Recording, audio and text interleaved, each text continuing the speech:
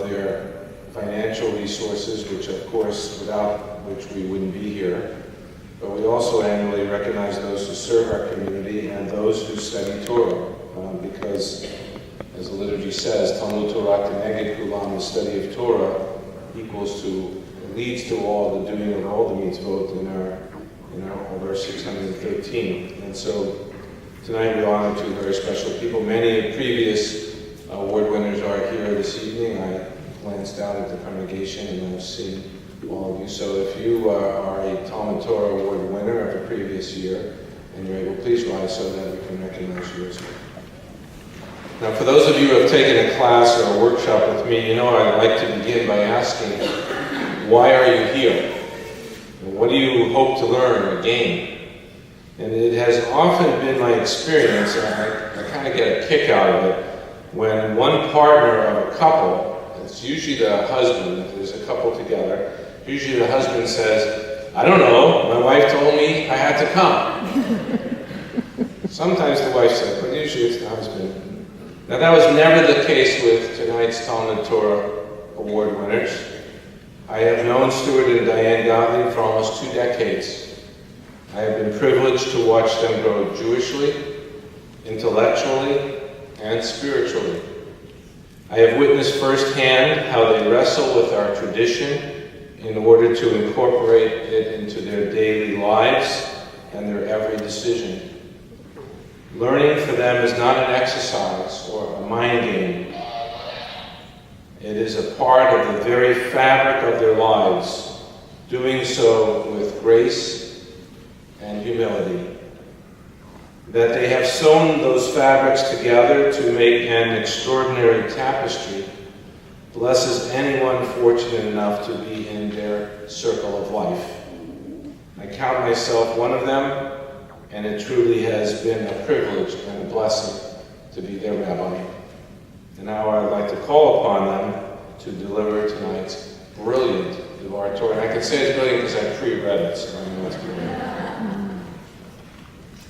You see, they're not used to winning awards, that's why they sat in the middle of the row. People are used to sit on the edge.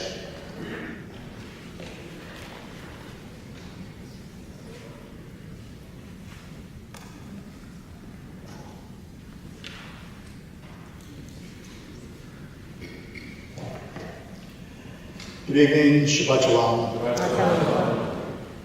I want to thank all of you for coming, and my relatives and my friends, and Diane's group from Hadassah, and all of you, our classmates or study mates, millionaire mates. Thank you so much for coming and supporting us tonight. This week we have a double parsha, Bahar and Baruchotai. They conclude Leviticus, a book that's dedicated to teaching the people of Israel how to be Am Kadosh, a holy people. Tonight I'll speak about Bahar, and Diane will speak about Baruchotai. Before I start, I have to say that I hope that my Hebrew school teacher, Bar Shimshak, the blessed memory, is looking down and getting a smile out of this, if not a laugh, because I was such a disruptive, ornery kid in Hebrew school class.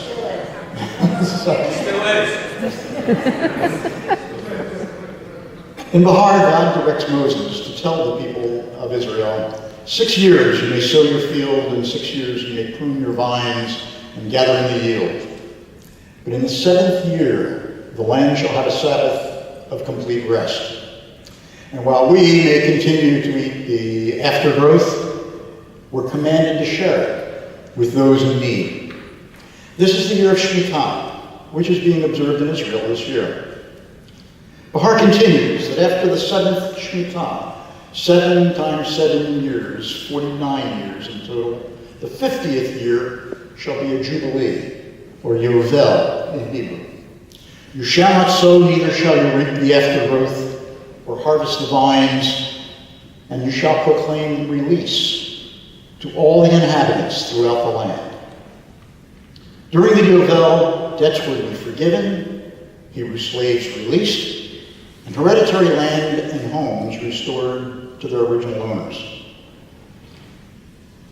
This conveys the ethical values of justice and equality.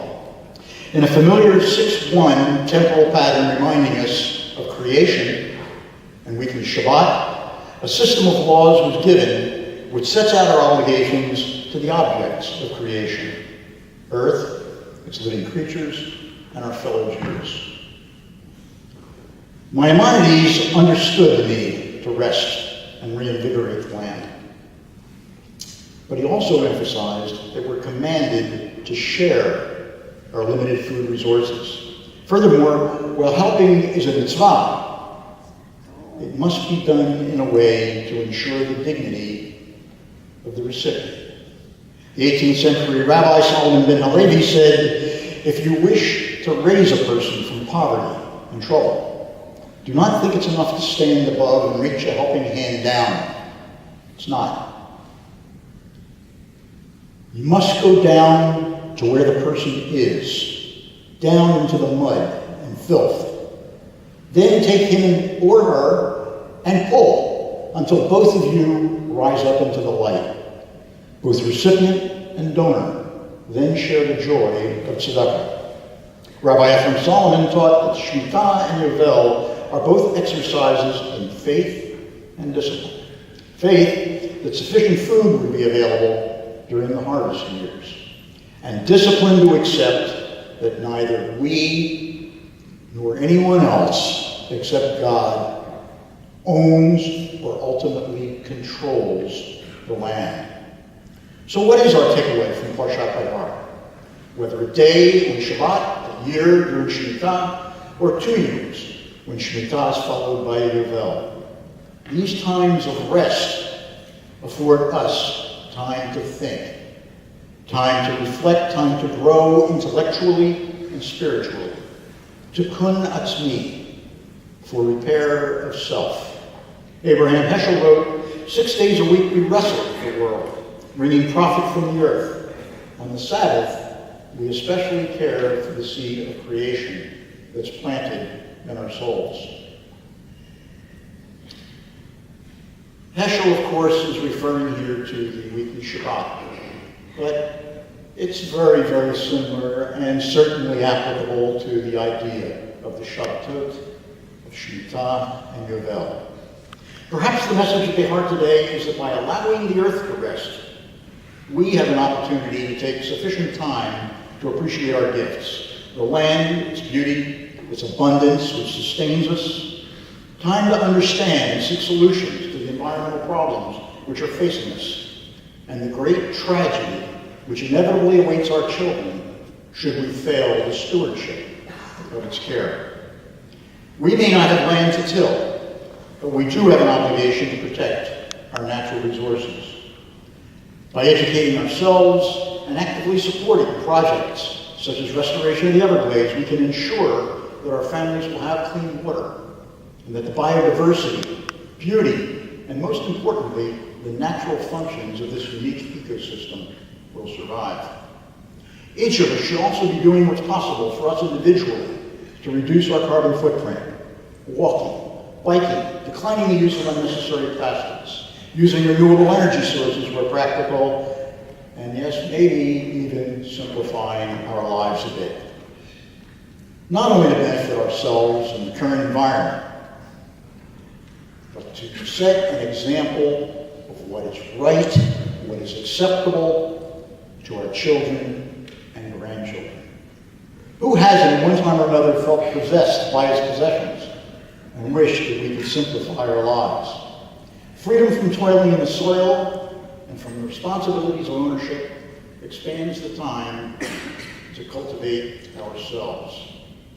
Behar's message then reminds us of this valuable gift of time, which provides an opportunity to look within ourselves, to clarify our own attitudes and values, the truthfulness and depth of our commitments, our compassion for those less fortunate, and our willingness to feel their discomfort as if it were our own.